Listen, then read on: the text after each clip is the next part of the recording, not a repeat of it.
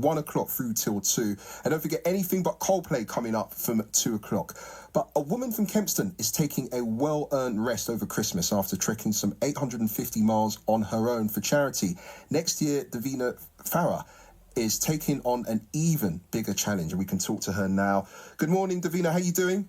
Good morning, Edward. I'm great. Thank you very much. And yourself? Not too bad. And have you been enjoying your rest? I mean, your challenge, wow, incredible. Definitely enjoying it. It's been a well-deserved rest, and catching up with family, especially with the pandemic and all the restrictions which we've had to deal with recently. No, of course. And your recent challenge, because 850 miles on your own for charity, you've got another challenge up your sleeve. What have you got planned? I have. Well, I've just completed the Southwest Coastal Path and a bit more. So I walked from Clevedon to Poole, and that's inspired me to actually walk the whole of the UK. The whole of the UK? This is not a joke. You're not here to try and wind me up. You're going to walk the whole of the UK? Yes. Wow. The coastal path of it, yes. Wow. Wow. Okay, how's it going to be done? What's the plan? Well, I've learnt quite a few things from my previous trip. So I've lightened my load on my back. So I've got a much lighter rucksack and tent. Yeah. So basically, I carry everything on my back and keep the speed to the right or to the left, depending which way I'm going, and keep going, following the path. I don't plan too much in respect to exactly where I'm going to stay each day. So, it's inspiring. The whole UK... Do you sometimes, when you think about the challenge, do you have any doubts? What keeps you positive, thinking I'm going to embark on this challenge and I'm going to do it? It's going to be successful. I think again it reflects on what I've already achieved. So the 850 miles was for me a massive step as a first step, and I learned a lot of lessons from that.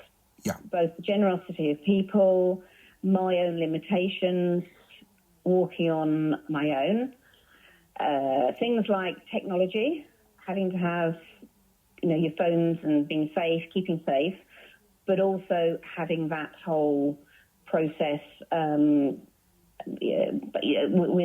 the communications and making sure my family are kept in communication. So that was key. So communication is key, just to make sure that everyone is all right, and most importantly to find out if you were okay. Yes. So I kept the WhatsApp location on so they could follow me. And although in some people it seems like stalking, actually it was safety for both of us. Don't say that. And the money. Who did you raise the money for when you did your previous challenge? Yes, I raised money for a company called Ocean Generation. The company I work with, Utility Warehouse, they were nominating that as their main charity. And the reason I chose to do it was, I was walking around the coastal path. And in addition to that, they were going to double everything I raised. So I don't know if you know much about Ocean Generation, but they formerly were Plastic Oceans UK, headed by David Attenborough. And he's obviously very strong at keeping our environmental situations even and, protecting it. Ocean Generation changed their name to really educate the youngsters to think about alternatives to using plastic in the first place. So just little minor things like using bamboo toothbrushes instead of plastic toothbrushes, and lots of other minor changes from that. We're very much into recycling, but actually we need to not use it in the first place. And that's really what Ocean Generation are educating the youngsters to do. So in a generation, there won't be plastics in the ocean. Yeah. No. And it's the conversation everyone's having, and let's hope there'll be some changes. But when you did your previous challenge, I can't believe, I was told you did that. You did the challenge. You did all of it in one pair of hiking boots. I did, yes. And I didn't even realise. You didn't take a spare. Come on, Davina. You've got to take a spare at least. I mean, if you're stuck somewhere, you're not going to get on your WhatsApp and say, excuse me, can you meet me at this point and I can get another pair of boots? Well, to be honest, Edward, unless you actually lose your boots, which is difficult when you're wearing them, yeah, they're going to work until you need to get some spares if need be. So these were tried and tested. I'd already hiked to Everest Base Camp in them, and they worked fine with no blisters. So I was relying on them to do the same. Unfortunately, I hadn't realised they were leaking from day one. No. I know, I didn't realise. You didn't do a spot check? Yeah, and I sprayed them and everything, but I couldn't understand why my insides were wet, when it was raining, and that aggravated my blisters. So the first 2 or 3 weeks were blessed with lots and lots of blisters. You are totally brave. I mean, even the other day, I had to do for one of my DJ gigs a long walk in London because I don't want to get too political about the congestion charge, and so I would usually do this journey walk in my shoes, but the last time I did it, walked in my shoes, it was blisters. It was painful. So I've opted for my trainers. So I'm kind of, even that was a short journey for me, but I'm thinking about what you did, and then the holes in your boots. I'm thinking, wow, and you did this all by yourself. Why did you decide to do it by yourself, by the way? I think it was a personal journey of discovery.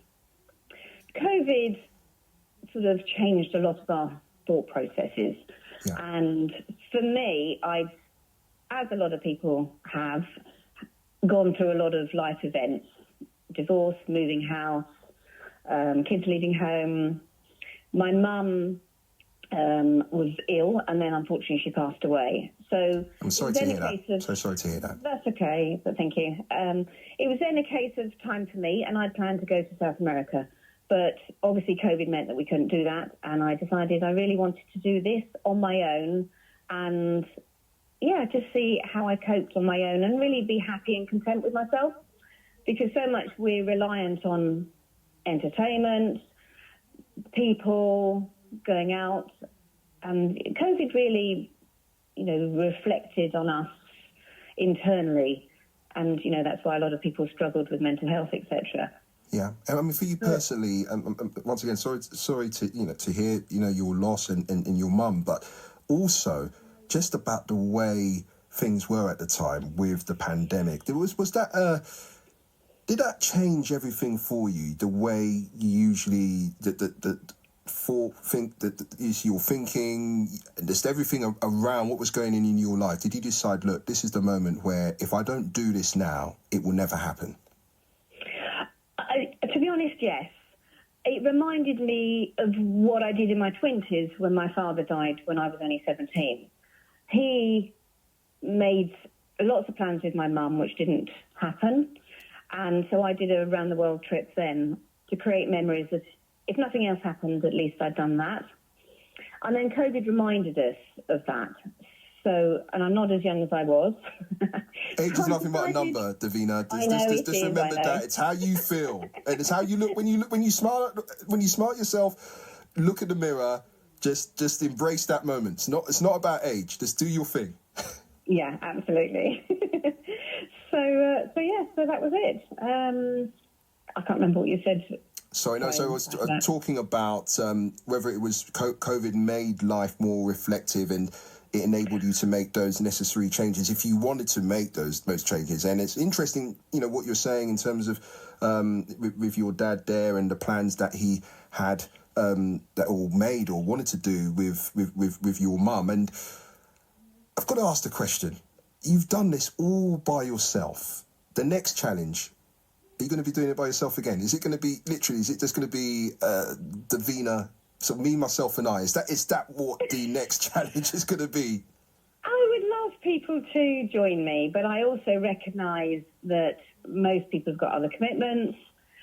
Perhaps they haven't got the courage to do something and just step out.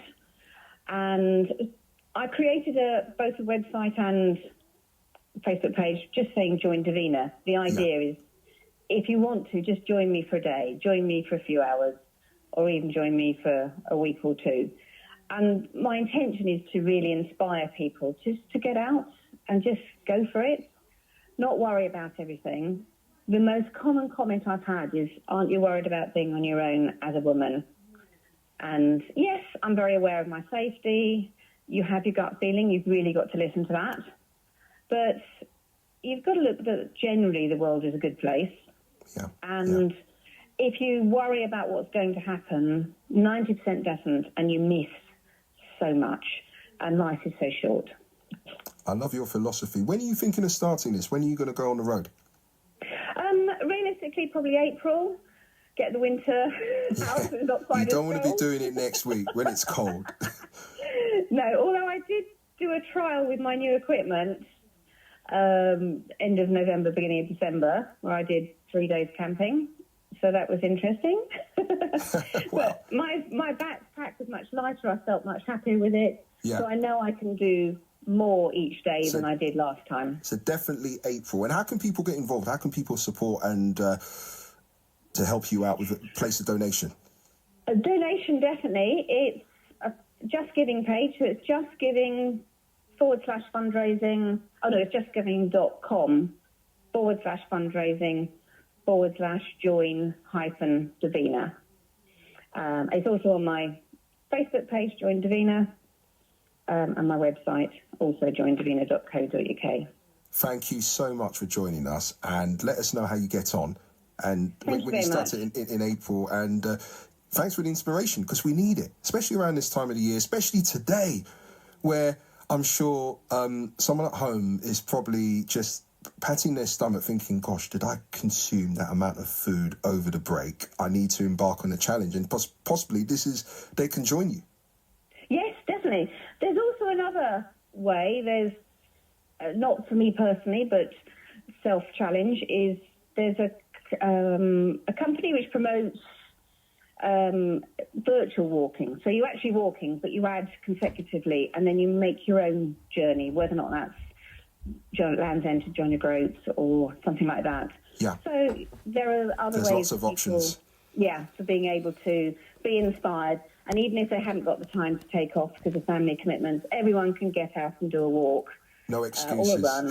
And then accumulatively over the year, they've made a massive achievement. Davina, thank you very much for your time. Listen, Happy New Year, and I hope that the next challenge will be great. That's Davina Faraday telling us about her next journey, her next challenge. And after the first challenge, 850 miles trekking by herself. And the next challenge is to walk across the UK. Wow, that's just incredible. BBC Three Counties Radio.